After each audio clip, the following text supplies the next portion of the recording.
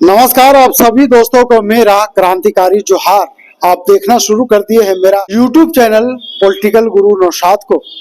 तो चलिए आज हम सबसे बड़ी खबर लेकर के आए हैं, लेकिन खबर को पढ़ने से पहले हम वो तस्वीरें आपको दिखा रहे हैं कि देख लीजिए मेरे हाथ में कई अखबार है।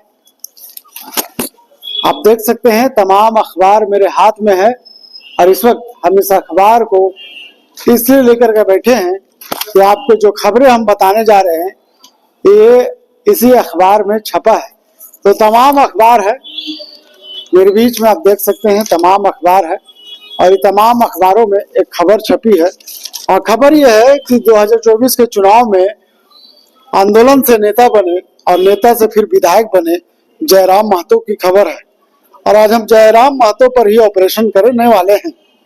ऐसे में अब जयराम महतो तो विधायक बन गए, लेकिन उनकी मुश्किलें अब बढ़ती हुई नजर आ रही है, क्योंकि विधायक जयराम महतो जेएलकेएम के नेता हैं और चुनाव में अगर चुनाव जीत करके आए हैं तो उसमें आप एक आरोप लग रहा है कि कहीं ना कहीं जेएलकेएम पार्टी को विदेशी फंडिंग हुई है।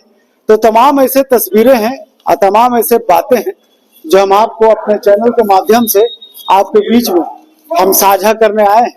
और कहीं ना कहीं इस खबर में क्या सच्चाई है ये तो जांच का विषय है, लेकिन जो खबरें आई है उस खबरें में ये बातें सामने आ रही है कि जयराम महतो इस बार उनकी मुश्किलें बढ़ने वाली है।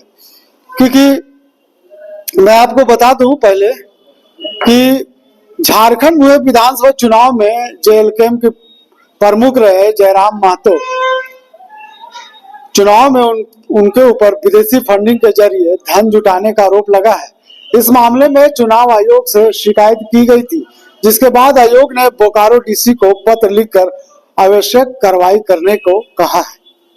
इसमें कितनी सच्चाई है जांच का विषय है, इसमें जांच किया जा रहा है। कह सकते हैं कि मामला क्या है पहले हम आपको बताते हैं और क्या आदेश में लिखा है ये भी हम आपको बता रहे हैं। तो बोकारो उपायुक्त को लिखे पत्र में चुनाव आयोग ने कहा है कि पश्चिम बंगाल निवासी राहुल बनर्जी ने ईमेल के जरिए राज्य चुनाव आयोग को शिकायत मिली है। झारखंड में विधानसभा चुनाव में झारखंड लोकतांत्रिक क्रांतिकारी मोर्चा ने अवैध तरीके से विदेशी फंडिंग के जरिए धन मनाया था। इसके इस्तेमाल चुनाव में किया गया है। जो धन मंगाया गया था उसका इस्तेमाल चुनाव में किया गया है। और ऐसे में कह सकते हैं कि पत्र में कहा गया है कि चुनाव में विदेशी धन का इस्तेमाल नहीं किया जा सकता है। यह चुनाव प्रचार आचार संहिता का उल्लंघन का मामला भी बनता है। पत्र के जरिए चुनाव आयोग से यह भी शिकायत मिली है कि ज्यादातर विदेशी धन सऊदी अरब से आया हुआ है।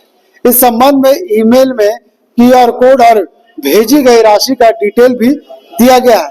आगे पत्र में भी कहा गया है कि जयराम महतो की पार्टी जेएलकेएम के खिलाफ विदेशी फंडिंग की शिकायत करने वाले राहुल बनर्जी ने आयोग को सबूत भी उपलब्ध कराए हैं, जिसमें पता चलता है कि सऊदी अरब में रहने वाले 1 दर्जन लोगों ने झारखंड में विधानसभा चुनाव में मदद के लिए जयराम महतो की पार्टी को पैसे भेजे हैं। शिकायत पत्र में पैसे भेजने वालों के नाम और भेजी गई रकम का भी जिक्र किया गया है। चुनाव में इस्तेमाल किए गए जयराम महतो की पार्टी द्वारा विदेशी फंड जुटाने के लिए जारी किए गए QR कोड को भी शिकायत पत्र के साथ अटैच किया गया है। बता दें कि जयराम महतो खुद भी इसकी जानकारी सोशल मीडिया के एक पोस्ट पर जारी कर दी थी। तो ऐसे में कह सकते हैं जयराम महतो की अब मुश्किलें बढ़ने वाली है, क्योंकि जिस तरह से कोड ऑफ कंडक्ट चुनाव आयोग के द्वारा किया गया है कि आप किसी भी चुनाव में विदेशी फंडिंग का इस्तेमाल नहीं कर सकते हैं। जो लोग आपको अगर मदद करना चाहते हैं QR कोड के जरिए, या फिर जो लोग आपको बाय कैश मदद करना चाहते हैं, तो कहीं ना कहीं उसका आंकड़ा देश का होना चाहिए। जिस तरह से जयराम महतो पर विदेशी फंडिंग का आरोप लगा है उसमें कहीं ना कहीं दर्शा रहा है कि अब जयराम महतो की मुश्किलें बढ़ने वाली है। अब देख लीजिए कई अखबार में पेपर का कटिंग हम आपको दिखा रहे हैं, इसमें लिखा हुआ है, आप इसको पढ़ भी सकते हैं। और ये खबर अब सोशल मीडिया में आग की तरह फैलती हुई नजर आ रही है कि जिस छात्र नेता ने जिस छात्र राजनीति से अपने आप को विधायक बने हैं, अब उनका मुश्किलें बढ़ने वाली है। आपने पिछले दिनों देखा था कि किस तरह से जयराम महतो विधानसभा के परिसर में ही एक सवाल के जवाब मांगने पर वो भड़क गए थे, यानी पत्रकारों को उंगली दिखाते हुए नजर आ रहे थे। ऐसे में कह सकते हैं कि ये वही जयराम महतो है जो पत्रकारों के सहारे यहाँ तक उनकी राजनीति सफर पहुंची है। कल तक जयराम महतो को कोई नहीं जानता था, चाहे छात्र आंदोलन की बात करें या फिर जिस मुद्दे के साथ वो आंदोलन करते हैं, कोई भी नहीं जानता था। लेकिन वही जयराम महतो जब मीडिया का केंद्र बिंदु बनते हैं, जब सोशल मीडिया में वायरल होते हैं, तो अचानक रातों रात वो एक राजनेता के रूप में उभरते हैं। और जब चुनाव लोकसभा का होता है तो जयराम महतो उम्मीदवार बनते हैं गिरिडीह से, लेकिन चुनाव हार जाते हैं। जब विधानसभा का चुनाव 2024 में झारखंड में हुए तो ऐसे में जयराम महतो डुमरी से अपने प्रत्याशी घोषित करते हैं और वहां से चुनाव जीतते हैं। और आज जो जेएमएम के जो प्रत्याशी है बेबी देवी, उसे चुनाव में हरा करके इस बार विधायक बन गया है। विधानसभा में जिस तरह से उनका आचरण देखा गया, कहीं ना कहीं मीडिया के सवालों पर वो जवाब देते हुए जो नजर आ रहे थे, तमाम मीडिया के केंद्र बिंदु बने हुए थे कि जिस तरह से जयराम महतो ने मीडिया के सामने जो आचरण दिखाया है, तमाम मीडिया इसका विरोध भी करते हुए नजर आए। लेकिन फिलहाल कह सकते हैं कि अब एक नया मामला में जयराम महतो फंसते हुए नजर आ रहे हैं, क्योंकि अब जयराम महतो के जो पार्टी है जेएलकेएम पर विधानसभा चुनाव के दौरान विदेशी फंडिंग का आरोप उस पर लगा है और यह कलकत्ता के बनर्जी ने लगाया है। तो अब ये जांच का विषय है। अब देखने वाली बात यह होगी कि क्या जो आयोग है इस पे कितना जांच करते हैं, क्योंकि आयोग ने डीसी को पत्र लिखा है और उन्हें जांच करने का आदेश दिया है।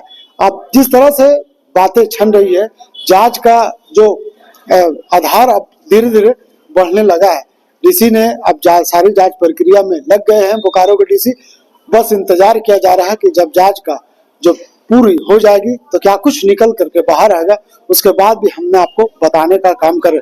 तो ये अपडेट था, हम आपको दिखाने और बताने का काम कर रहे थे कि किस तरह से जयराम महतो के पार्टी जेएलकेएम पर विदेशी फंडिंग लेने और चुनाव लड़ने का आरोप लग रहा है।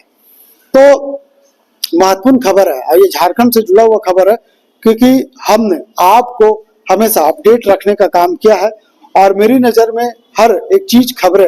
हमने आपको कल भी कहा था कि जो टीवी चैनल्स हैं ऐसे खबरों को नहीं दिखाएगा, इसलिए हम आपको सोशल मीडिया के जरिए हमारा जो चैनल है पॉलिटिकल गुरु नौशाद, उसके माध्यम से हम इस जैसे तमाम खबरों को हम आपके बीच में लेकर आते हैं, दिखाने का काम करते हैं और उसकी तहकीकात टटोलने का काम करते हैं कि खबरों में कितनी सच्चाई है। खबरों में सच्चाई यही है कि जयराम महतो पर विदेशी फंडिंग का आरोप लगा है और बहुत जल्द इस पर जांच भी बैठने वाली है। तो आप रहें होशियार, आप रहें इत्तला, आप रहें मुत्तहिद। हम तमाम ऐसे खबरों को आपको बीच में लेकर के आते रहेंगे। अगर आपने अभी तक हमारा चैनल पॉलिटिकल गुरु को सब्सक्राइब नहीं किया है तो कर लीजिए। एक बार फिर से आप सभी दोस्तों को मेरा क्रांतिकारी जोहार।